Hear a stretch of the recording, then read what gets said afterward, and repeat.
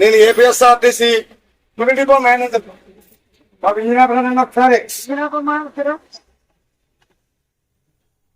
Tuni depot అంటే ఈ బస్సులు నా అండర్లో ఉంటాయి. మమ్మల్ని బస్సుల్లో ప్రయాణం చేయమన్నారు. అన్ని బస్సుల్లో ప్రయాణం చేస్తున్నాం. మీరు ఈ స్త్రీ శక్తి పథకం చంద్రబాబు నాయుడు గారు ఏదైతే పెట్టారో దాని అందరికీ చాలా మంది హర్షం వ్యక్తం చేస్తున్నారు. ఓకే, మేము మిమ్మల్ని కోరుకునేది ఏంటంటే కండక్టర్ గారు ఒక ఆయనే ఉంటాడు. మీరు 100 మంది ఎక్కేటప్పుడు పూర్తిగా సహకరించాలి. మీరు అందరూ ఒక 5 కార్డులు, ఆధార్ కార్డా ఏ కార్డులమ్మా చెప్పగలను? ఆధార్ కార్డు కానీ, ఓటర్ కార్డు కానీ, రేషన్ కార్డు కానీ, ఇంకొక 2 ఉన్నాయని చెప్తాను. అవి ఫ్లెక్సీ కూడా పెట్టేస్తున్నాము. ఆ కార్డు పట్టుకుని ఎందుకు ఎక్కాలంటే ఇది కేవలం ఆంధ్రప్రదేశ్ లో ఉన్న మహిళలకు మాత్రమే. తెలంగాణ వాళ్ళు వచ్చినా, ఒడిశా వాళ్ళు వచ్చినా ఎలవ్ చెయ్యం.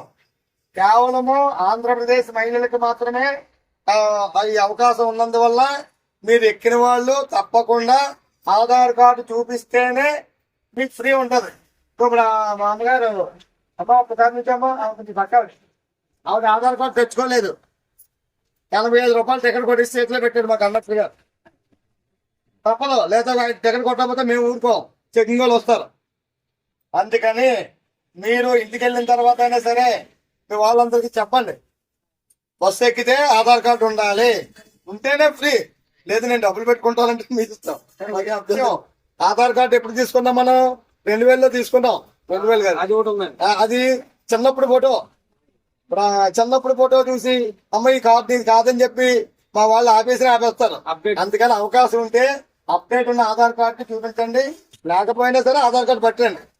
కొద్దిగా అందరికీ చెప్పండి అమ్మా, ఈ విషయంలో మాత్రం మీరు అందరికీ చెప్పండి, కొద్దిగా సహకరించండి.